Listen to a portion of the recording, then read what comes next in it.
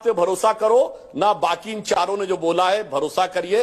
आज का दौर है, एक एक चीज को जाके वेरीफाई करिए और फिर तय करिए कौन सच बोल रहा है, कौन गुमराह कर रहा है। देखिए, मुझे लग रहा है ऐश्वर्य जी, आपके पैनल पे जो चारों लोग हमारे अगेंस्ट बैठे हैं, जुनैद हैरिस साहब के अलावा बाकी सब तो लग रहा आपा खो के बोल रहे हैं।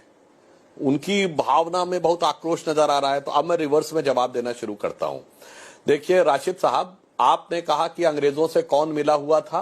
अब मैं कोट कर रहा हूं, सर सैयद अहमद ने किताब लिखी रिसालाए असबाब बगावते हिंद, जिसमें उन्होंने 1857 के बारे में यह लिखा अंग्रेजों को कि यह हिंदुओं का विद्रोह था, मुसलमानों का इससे कोई लेना देना नहीं है, मुसलमान आपकी वफादार कौम है।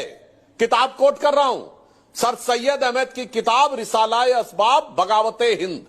इसलिए जब आप बोलिए तो बहुत सोच समझ के बोलिए, आए बाएं शाएं मत बोलिए कि अंग्रेजों से। आप सुनिए, सर सैयद अहमद ने दिसंबर 1887 में लखनऊ में और मार्च 1888 में मेरठ में कहा कि हिंदू और मुसलमान दो अलग कौम नहीं है, दो अलग देश हैं, और जब अंग्रेज छोड़ेंगे तो हम हिंदुओं की रियाया नहीं बन सकते।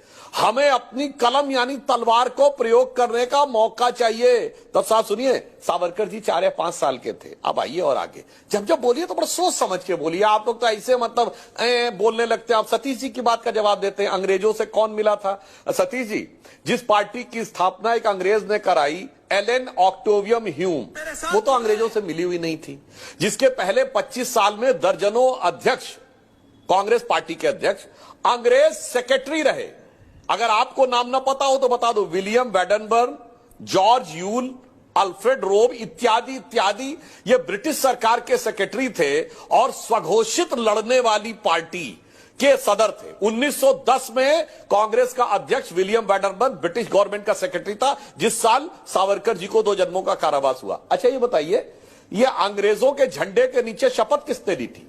1937 प्रोविंशियल असेंबलीज इलेक्शन में राज्यों की सरकारें कांग्रेस की बनी, किसकी शपथ ली थी। क्वीन के निष्ठा की शपथ यूनियन जैक के नीचे ली थी कि नहीं। 42 की कॉन्स्टिट्यूंट प्रोविंशियल असेंबली में शपथ ली थी कि नहीं। और 2 सितंबर 46 को नेहरू प्रधानमंत्री बने, अंतरिम सरकार में वेवल ने शपथ दिलाई, क्वीन के निष्ठा के नाम की शपथ ली, यूनियन जैक झंडे के नीचे। अरे भाई कुछ तो समझ के बोलिए, पत्रकार हैं सर, ऐसे इनसे मिले हुए थे, उनसे मिले हुए थे। और आपको एक और बात याद दिला दूं, बड़ा फेमस अकबर इलाहाबादी का शेर है कि कौम के गम में खाते हैं डिनर हुक्काम के साथ, रंज लीडर को है बहुत मगर आराम के साथ। यानी दिन में कांग्रेस का प्रदर्शन और रात को हुक्कामों के साथ डिनर। आपको पता किसके लिए कहा गया था? ये मोतीलाल नेहरू जी के साथ। ये मोतीलाल नेहरू इतना पैसा कहां से कमाए थे, करोड़ों रुपए उस जमाने में। हम लोग तो भुखमरी के दौर में थे। प्रिवी काउंसिल में किसके केस लड़ते थे जाके? अंग्रेजों के तो केस लड़ते थे जाके ना लंदन में। अरे लाखों दर्शक देख रहे होंगे, कोई बता दे कौन हिंदुस्तान का आम आदमी था जो लंदन की प्रिवी काउंसिल तक जाके लड़ता था और हजारों रुपए की उस जमाने में वो देता था। जिन्ना भी उन्हीं के वकील लड़ते थे जाके, मोतीलाल नेहरू उन्हीं के लड़ते थे जाके। मेरे भाई अब ये बताइए, ये जब काकोरी का प्रकरण हुआ तो चंद्रशेखर आजाद जी जिसमें शहीद हो गए और राम प्रसाद बिस्मिल और अशफाक उल्लाह खां को फांसी हुई, ब्रिटिश सरकार का वकील कौन था?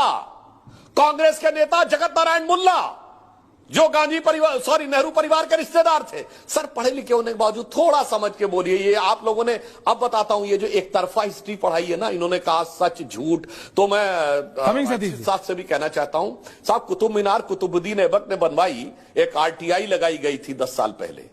NCERT से पूछा गया आपने किस आधार पे बताया, हम सब ने किताब में पढ़ा है। NCERT ने लिख के दिया हमारे पास कोई डॉक्यूमेंट्री एविडेंस नहीं है कि कुतुब मीनार कुतुबुद्दीन ऐबक ने बनवाई। इसीलिए मैं कह रहा हूं, ये हटा दो ये इतिहास झूठे तुम्हारे। यहां जर्रे जर्रे पे सच है लिखा रे। जो कोई किताबें ना बानी कहेगी तो माटी सभी की कहानी कहेगी। और इसीलिए मैंने बताया, सिर्फ वहीं पर खत्म होता है मामला जहां एब्सोल्यूट इस्लामिक हुकूमत आ जाती है। तो ये बताइए, बामियान बुद्धा काहे तोड़ दिया था भाई? भगवान बुद्ध की मूर्ति किसको चिढ़ा रही थी तालिबान ने तोड़ दी अफगानिस्तान में। हकीकत से क्यों मुंह चुराते हो मेरे भाई? अब भदौरिया जी की बात का जवाब दें। हाँ, अब इनका तो खैर बात ही क्या दे दो, बचकानी लंतरानी बात करते हैं, इनको तो एक ही प्रकार की बात बार बार रिपीट करते रहते हैं। यहां जितने भी लोग थे सबने अलग अलग बात बोली।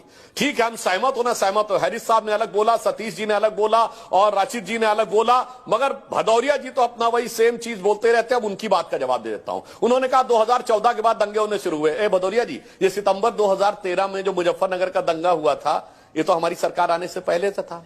और ये 2012 में जो आजाद मैदान से लेके और लखनऊ की बुद्धा पार्क में बुद्ध जी की मूर्ति तोड़ने से लेके भगवान महावीर की मूर्ति, वो तो मतलब हमारी सरकार में तो थी नहीं, मतलब वो तो पहले की बात थी ना। वो तो उसमें तो मोदी जी और अमित शाह जी थे। और उससे पहले ये बताइए, भागलपुर का दंगा हो 1989 का, 1993 का मुंबई का दंगा, वो किसके शासनकाल में हुआ था? मतलब दंगे वाली बात तो सब 14 के बाद हुई है ना।